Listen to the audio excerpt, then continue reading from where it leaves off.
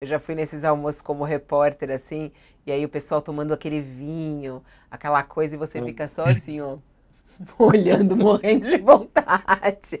Tudo bem, vamos embora. Ó, meio-dia e 17 minutos, porque quem está chegando aqui é ele. A gente abre as portas para ele. Jamil Chad, nosso mestre internacional com todas as notícias do mundo e também sempre com esse olhar para o Brasil. Ele certamente é convidado a sentar à mesa das autoridades, a cara dele, e a comer.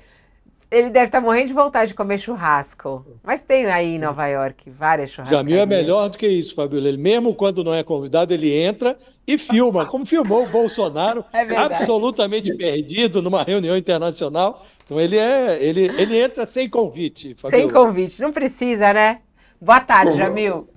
Boa tarde a todos. Olha, eu confesso que naquela vez ali da filmagem eu perdi a bandeja do salgadinho, porque eu estava filmando e eu não acreditava no que eu estava filmando. Mas sim, a intenção era chegar no salgadinho, viu, Josias? Mas, enfim, fomos atropelados pelas notícias. Bom, Enfim. o Jamil vem falar aqui pra gente sobre um fim de um sonho americano, é isso, ô Jamil? Uma baita reportagem hoje publicada pelo Jamil Chad e que é muito interessante a gente analisar e até fazer essas conexões com o Brasil. A gente que viu Donald Trump fazendo propaganda no McDonald's no final de semana e hoje a gente acompanha aí a análise e a reportagem do Jamil a respeito do abalo na classe média e que alimentam, inclusive, o voto em Donald Trump. Por que esse voto em Donald Trump? O que, que tem a ver com os sonhos? A gente tem falado muito dos sonhos aqui também dos brasileiros. Qual é a conexão que você faz, Jamil, e qual é esse sonho americano que tem alimentado o voto em Donald Trump?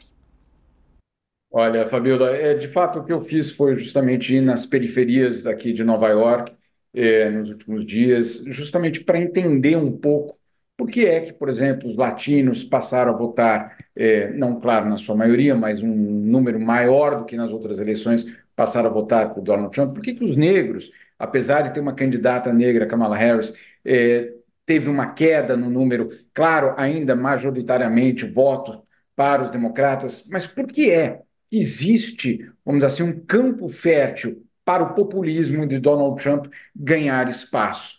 E aí o que eu basicamente me deparei foi com uma situação muito distante, vamos dizer assim, do centro de Manhattan, da opulência, inclusive, da economia americana.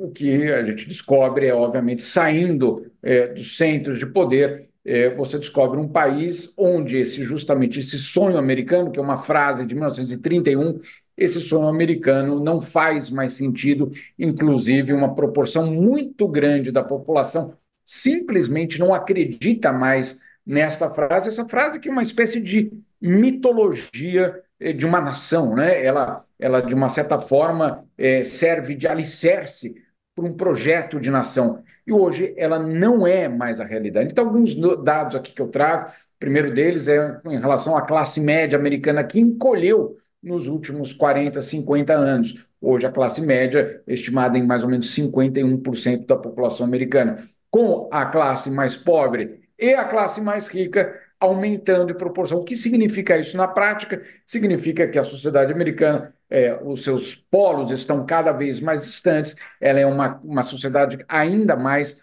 desigual, muito mais próxima, por exemplo, da situação brasileira. Obviamente, a gente conhece, não preciso aqui explicar, ou seja, uma classe média que encolhe. Um outro fator muito claro é justamente de que essa classe mais pobre vê cada vez menor a possibilidade de que os filhos tenham uma vida melhor do que a dos pais. Então, essa também é uma parte de uma explicação muito, vamos dizer assim, econômica e muito real para um desespero, para uma frustração muito grande de parte de uma população que aí, de uma certa forma, acaba, eu diria, sendo seduzida por um populismo barato, desonesto, criminoso, justamente de Donald Trump. E o que eu fiz foi no fim de semana ir no Harlem, que é aqui um bairro de Nova York, e me deparei com uma fila que vocês talvez possam ter visto já aí nas redes sociais ou no próprio UOL, uma fila que dava voltas no quarteirão em busca de emprego.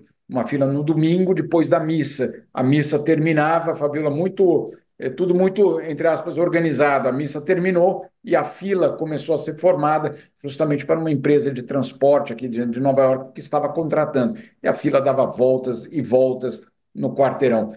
Uma situação que mostra, obviamente, um país que vai às urnas extremamente decepcionado com a mitologia, com as expectativas e com uma taxa de pobreza que, de forma persistente, parece fazer parte da sociedade americana. Agora, essa pobreza ela tem cor, a fila também ela tinha cor.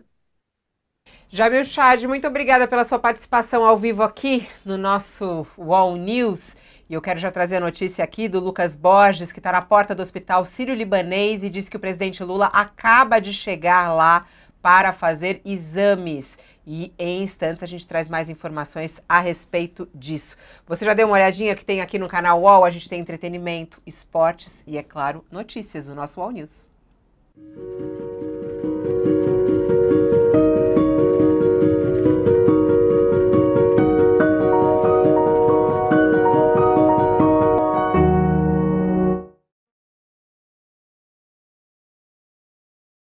A informação que estava a um clique de distância está ainda mais próxima de você. Todo o conteúdo jornalístico, esportivo e de entretenimento para te ajudar a formar opinião. Para fazer um raio-x dos campeonatos. Para analisar o que você não viu nos jogos. para montar o melhor esquema tático para o seu time.